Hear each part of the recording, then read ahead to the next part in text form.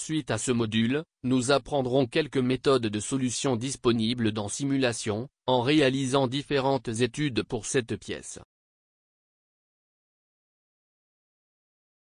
Nous maintiendrons les mêmes conditions de charge et restriction pour toutes les analyses, en appliquant différentes méthodes de solution. Afin d'identifier la tension maximale générée par les charges appliquées. Dans cette classe, nous allons créer la première étude, dans laquelle nous allons utiliser la méthode de solution standard de simulation.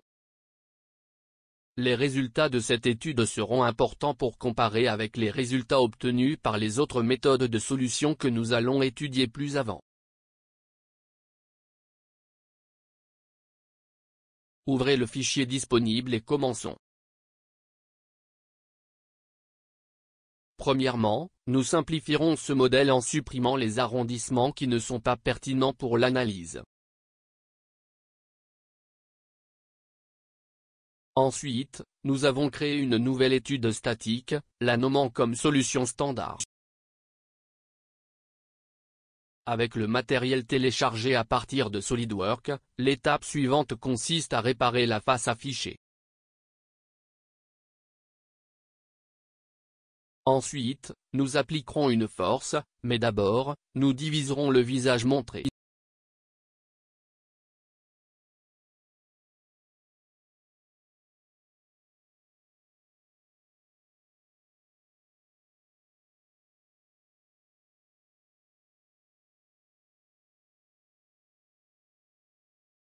Nous définissons la valeur à 5000 lbf, et confirmons. L'étape suivante est la définition du maillage, mais avant de le faire, parlons un peu des méthodes de solution de simulation. Pour les études statiques avec mailles solides, Simulation fournit la méthode standard de solution et deux méthodes supplémentaires. Appelées H adaptive et P adaptive, que nous connaîtrons dans les classes suivantes.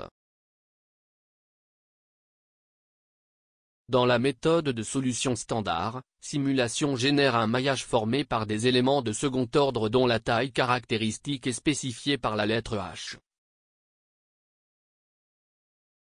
qui correspond au diamètre d'un cercle circonscrit dans un triangle.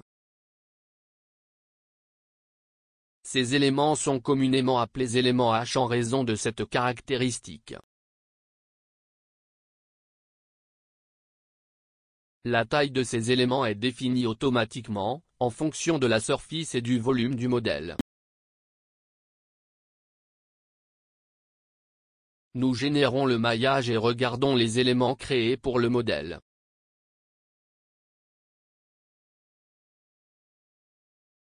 On fait l'analyse.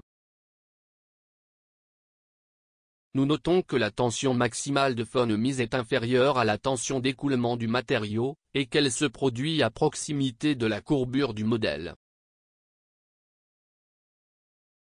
Nous avons terminé cette leçon, où nous avons créé une étude à l'aide de la méthode de solution standard de SolidWorks.